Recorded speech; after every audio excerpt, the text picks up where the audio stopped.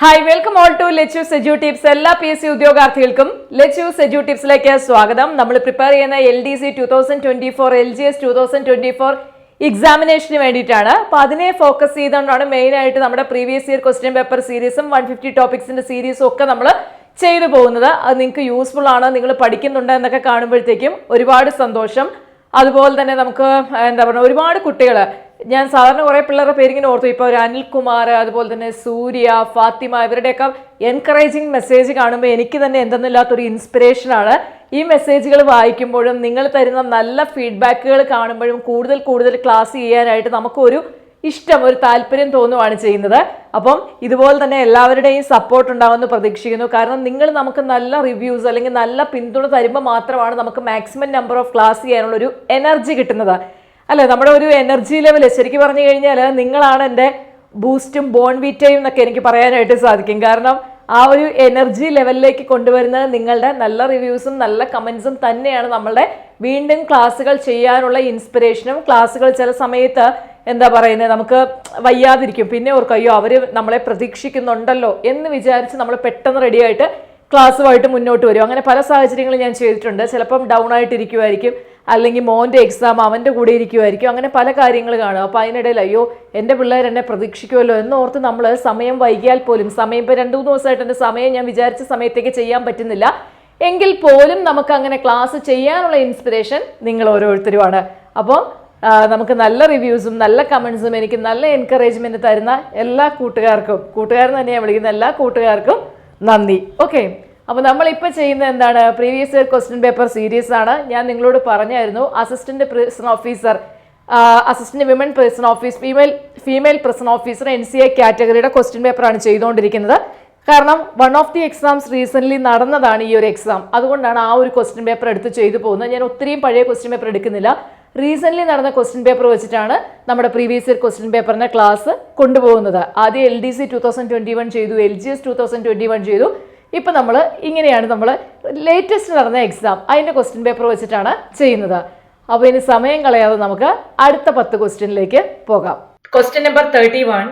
2023 April 1 മുതൽ ദേശീയ ഗ്രാമീണ തൊഴിലുറപ്പ് പദ്ധതിയിൽ കേരളത്തിലെ തൊഴിലാളികൾക്ക് ഒരു ദിവസത്തെ കൂലിയിൽ ഉണ്ടായ വർധനവ്.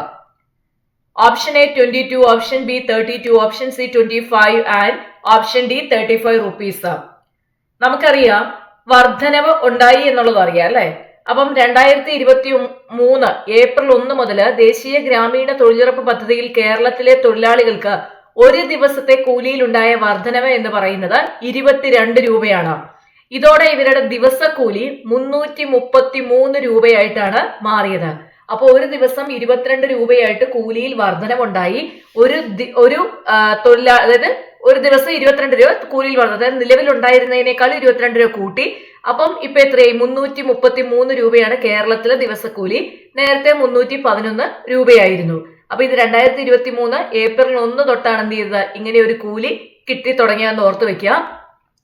അപ്പൊ വേണമെങ്കിൽ മറ്റൊരു രീതിയിൽ ക്വസ്റ്റ്യൻ ചോദിക്കാം.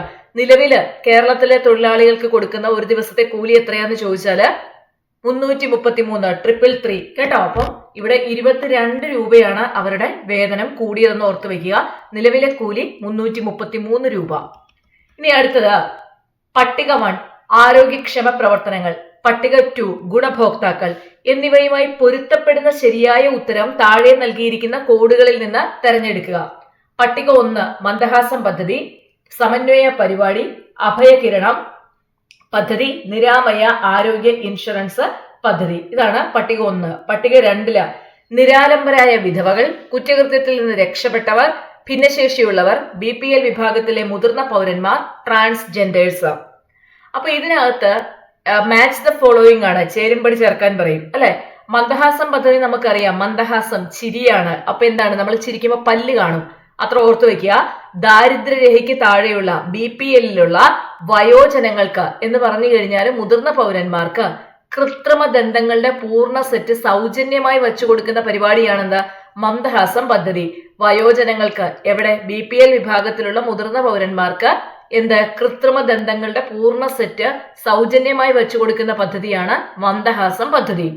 ഇനി സമന്വയ എന്ന് പറഞ്ഞു കഴിഞ്ഞാല് പാതി വഴിയില് വിദ്യാഭ്യാസം ഉപേക്ഷിക്കേണ്ടി വന്ന മുഴുവൻ ട്രാൻസ്ജെൻഡേഴ്സിനും തുടർ വിദ്യാഭ്യാസം നൽകുന്ന പദ്ധതിയാണ് സമന്വയ. ഇടയ്ക്ക് വെച്ച് വിദ്യാഭ്യാസം നിന്നുപോയ ട്രാൻസ്ജെൻഡേഴ്സിന് വിദ്യാഭ്യാസം നൽകുന്ന തുടർ വിദ്യാഭ്യാസ പദ്ധതിയാണ് സമന്വയ. അഭയകിരണം പദ്ധതി നമുക്കറിയാം. അശരണരായ വിധവകൾക്ക് അഭയവും സംരക്ഷണവും ഒരുക്കുക എന്ന ലക്ഷ്യത്തോടു കൂടി വനിതാ ശിശുവികസന വകുപ്പ് നടപ്പാക്കുന്ന പദ്ധതിയാണ് ഇത് അഭയകിരണം പദ്ധതി. പിന്നെ നിരാമയ ആരോഗ്യ ഇൻഷുറൻസ് സ്കീം.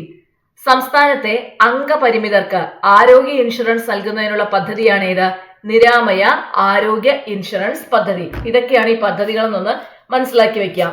ഇനി നമുക്ക് ഓപ്ഷൻസ് നോക്കാം. നമ്മൾ പറഞ്ഞു മന്ദഹാസം പദ്ധതി എന്താണ്? BPL വിഭാഗത്തിലെ മുതിർന്ന പൗരന്മാർക്കാണ്. അപ്പൊ എ എന്ന് പറയുന്നത് 4 വരും. സമന്വയ പരിപാടി ട്രാൻസ്ജെൻഡേഴ്സ് ആണെന്ന് പറഞ്ഞു. അവ ബിയുടെ സ്ഥാനത്ത് 5 വരും. പിന്നെ അഭയകിരണം പദ്ധതി നമ്മൾ പറഞ്ഞു വിധവകൾക്കുള്ളതാണ്. അപ്പം നിരാലംബരായ വിധവകൾ സി 1 വരും. നിരാമയ ആരോഗ്യ ഇൻഷുറൻസ് പദ്ധതി ഭിന്നശേഷിയുള്ളവർക്കാണെന്നും പറഞ്ഞു അല്ലെ. അപ്പൊ 4, 5, 1, 3 എന്നുള്ളതായിരിക്കും നമുക്ക് വരുന്ന ആൻസർ. നോക്കിയ ഓപ്ഷൻ എ 4, 5, 1, 3 ഇതാണ് റൈറ്റ് ആൻസറിൽ വരുന്നത്. ഇനി അടുത്തത്, അടുത്തിടെ ലോകാരോഗ്യ സംഘടന R21 മാട്രിക്സ് M വാക്സിൻ ഏത് രോഗത്തെ പ്രതിരോധിക്കാനാണ് മുൻകൂർ യോഗ്യതയോടുകൂടി അംഗീകരിച്ചത്? നമ്മളിത് മാധ്യമങ്ങളിലൊക്കെ വായിച്ചതാണ്. 5ാം പനി, മങ്കി പോക്സ്, മെനിഞ്ചൈറ്റിസ്, മലേറിയയ്ക്ക് വേണ്ടിയിട്ടാണ് എന്ത് ചെയ്തത്? മുൻകൂർ യോഗ്യതയോടുകൂടി ഈ ഒരു വാക്സിനെ R21 മാട്രിക്സ് M വാക്സിനെ ലോകാരോഗ്യ സംഘടന അംഗീകരിച്ചത്. അപ്പം R21 മാട്രിക്സ് M മലേറിയ ആണെന്ന് ഓർത്തു വെക്കുക. R21 മാട്രിക്സ് M മലേറിയ അല്ലെ, മാട്രിക്സ് മലേറിയ അങ്ങനെ ഓർക്കുക. നെക്സ്റ്റ്, താഴെ നൽകിയിരിക്കുന്ന അവകാശവാദവും കാരണവും ശ്രദ്ധാപൂർവം വായിച്ച് ശരിയായ ഓപ്ഷൻസ് കണ്ടെത്താനാണ് നമ്മളോട് പറഞ്ഞിരിക്കുന്നത്. അപ്പൊ ഒരു അവകാശവാദവും തന്നിട്ടുണ്ട്, അതിന്റെ കാരണവും പറയുന്നുണ്ട്. സി, അവകാശവാദം, ഹൃദയമിടിപ്പ് നിലയ്ക്കുമ്പോൾ അത് ഹൃദയസ്തംഭനം എന്ന് അറിയപ്പെടുന്നു. ശരിയാണ്, ഹൃദയമിടിപ്പ് നിൽക്കുമ്പോൾ എന്താണ്? അത് ഹൃദയസ്തംഭനം എന്ന് അറിയപ്പെടുന്നു അല്ലെ. ഇത് നോക്കിയേ, അവകാശവാദവും കാരണവും ഇനി കാരണം പറയുന്നത് ഹൃദയസ്തംഭനം മൂലം ഹൃദയാഘാതം സംഭവിക്കുന്നു. ശരിക്കും ഹൃദയസ്തംഭനമാണോ ഹൃദയാഘാതത്തിന് കാരണം എന്ന് നമുക്ക് പറയാൻ പറ്റില്ല അല്ലെ. ഹൃദയാഘാതം എന്ന് പറഞ്ഞു കഴിഞ്ഞാൽ എന്താണ്? നമ്മുടെ ഹൃദയപേശികളിലേക്ക് ആവശ്യത്തിന് രക്തം, വെള്ളം എത്താതിരിക്കുന്നത് കാരണം ഹൃദയപേശികൾ നശിക്കുന്ന അവസ്ഥയെ നമുക്ക് വേണമെങ്കിൽ എന്ത് വിളിക്കാം? ഹൃദയാഘാതം എന്ന് പറയാനായിട്ട് സാധിക്കും. അപ്പൊ ഹൃദയപേശികളിൽ രക്തം എത്തിക്കുന്ന കൊറോണറി ധമനികളിൽ തടസ്സം ഉണ്ടാകുന്നത് മൂലമാണ് ഇങ്ങനെ സംഭവിക്കുന്നത്. അപ്പൊ ഇവിടുത്തെ കാരണം ശരിയല്ല. ഇനി ഓപ്ഷൻ എ നോക്കിയേ, അവകാശവാദവും കാരണവും ശരിയാണ്. കൂടാതെ അവകാശവാദത്തിന്റെ ശരിയായ വിശദീകരണമാണ് കാരണം. ഓപ്ഷൻ തെറ്റാണ്. അവകാശവാദവും കാരണവും ശരിയാണ്, പക്ഷെ അവകാശവാദത്തിന്റെ ശരിയായ വിശദീകരണമല്ല കാരണം എന്ന് PSC പറയുന്നു. അതും തെറ്റാണ്. വാദം ശരിയാണ്, കാരണം തെറ്റാണ്. അപ്പൊ എന്താണ്? അവകാശവാദം ശരിയായിരുന്നു, അതിന് പറഞ്ഞ കാരണം തെറ്റാണ്. സോ ഓപ്ഷൻ സി ആണ് ആൻസർ ആയിട്ട് വരുന്നത്. നെക്സ്റ്റ്, താഴെ പറയുന്ന പ്രസ്താവനകളിൽ ബെറിബെറിയെ സംബന്ധിച്ച ശരിയായ ഓപ്ഷൻ ഏതെന്ന് തെരഞ്ഞെടുക്കുക. ബെറിബെറി നമ്മൾ പഠിച്ചിട്ടുള്ളതാണ് അല്ലെ. ഞാൻ വിറ്റാമിനും ഡെഫിഷ്യൻസി ഡിസീസും പറഞ്ഞവ ബെറിബെറി പറഞ്ഞതാണ്. ഇനി നോക്കിയേ, B2വിന്റെ അഭാവം മൂലം ഉണ്ടാകുന്ന രോഗം B2വിന്റെ അഭാവം മൂലമാണോ ഉണ്ടാവുന്നത്? അല്ല. അപ്പൊ ഓപ്ഷൻ 1 തെറ്റാണ്. ഓപ്ഷൻ 2 നോക്കൂ, തയാമിന്റെ അഭാവം മൂലം ഉണ്ടാകുന്ന രോഗം ശരിയാണ്. വിറ്റാമിൻ B1 അല്ലെങ്കിൽ തയാമിന്റെ അഭാവം മൂലമാണ് എന്തുണ്ടാവുന്നത്? ബെറിബെറി എന്ന് പറയുന്ന രോഗം ഉണ്ടാകുന്നത്. ഇനി ശിശുക്കളിലും ചെറിയ കുട്ടികളിലുമുള്ള പോഷകാഹാര വൈകല്യമാണെന്ന് പറയുന്നു. ശിശുക്കളിലും ചെറിയ കുട്ടികളിലുമുള്ള പോഷകാഹാര വൈകല്യമാണോ ബെറിബെറി എന്ന് പറയുന്നത്? അല്ല അല്ലെ. ഇനി അടുത്ത നോക്കിയേ, ഈ രോഗം കൂടുതലുള്ള രാജ്യങ്ങളിൽ പ്രധാന ഭക്ഷണമായി മിനുക്കിയ അരി ഉൾപ്പെടുത്തുന്നതായി കണ്ടുവരുന്നു. നമുക്കറിയാം, സാധാരണ ഈ ബെറിബെറി രോഗമുള്ളപ്പോൾ വെള്ള അരിയോ അല്ലെങ്കിൽ വളരെ ശുദ്ധീകരിച്ച കാർബോഹൈഡ്രേറ്റുകളോ അടങ്ങിയ ഭക്ഷണക്രമമാണ് എന്ത് ചെയ്യുന്നത്? ആളുകൾ കഴിക്കുന്നത്. അപ്പം ഈ ഒരു പ്രസ്താവന പ്രധാന ഭക്ഷണമായി മിനുക്കിയ അരി എന്ന് പറഞ്ഞാൽ വെള്ള അരിയാണ് ഉദ്ദേശിക്കുന്നത്. റൈറ്റ് ആണ്. നെക്സ്റ്റ്, ന്യൂറൈറ്റിസ്, പക്ഷാഘാതം, പേശീവേദന, മാനസിക തകർച്ച, ഹൃദയസ്തംഭനം എന്നിവയാണ് ലക്ഷണങ്ങള്. ആ ലക്ഷണങ്ങള് കറക്റ്റ് ആണ് അല്ലെ. അപ്പം ഇതിനകത്ത് ഓപ്ഷൻ 2, 4, 5 ആണ് ആൻസർ ആയിട്ട് വരുന്നത്. ഫസ്റ്റ് എ നോക്കിയേ, 2, 4, 5. അപ്പം ഇതാണ് കറക്റ്റ് ആൻസർ വരുന്നത്. നെക്സ്റ്റ്, 2023 ഐക്യരാഷ്ട്ര സഭയുടെ കാലാവസ്ഥാ വ്യതിയാനം COP28 നടന്നത് എവിടെ വെച്ചാണ്? നമ്മളെല്ലാവരും പത്രം ഡെയിലി വായിക്കുന്നതുകൊണ്ട് നമുക്കറിയാം അത് നടന്നത് എവിടെ വെച്ചിട്ടാണ്? UAE വെച്ചിട്ടാണ് നടന്നത് അല്ലെ? UAE വെച്ചിട്ടാണ് നടന്നത്. പത്രം വായിക്കാത്തവരുണ്ടെങ്കിൽ ഡെയിലി ഒന്ന് പത്രം വായിച്ചേക്കണം കേട്ടോ. നെക്സ്റ്റ്, T ലിംഫോസൈറ്റിന്റെ വേർതിരിക്കലിൽ പ്രധാന പങ്ക് വഹിക്കുന്ന ഗ്രന്ഥി ഏത് എന്നുള്ളതാണ്. T ലിംഫോസൈറ്റിന്റെ വേർതിരിക്കലിൽ പ്രധാന പങ്ക് വഹിക്കുന്ന ഗ്രന്ഥിയാണ് ഏത്? നമ്മുടെ തൈമസ് ഗ്രന്ഥി.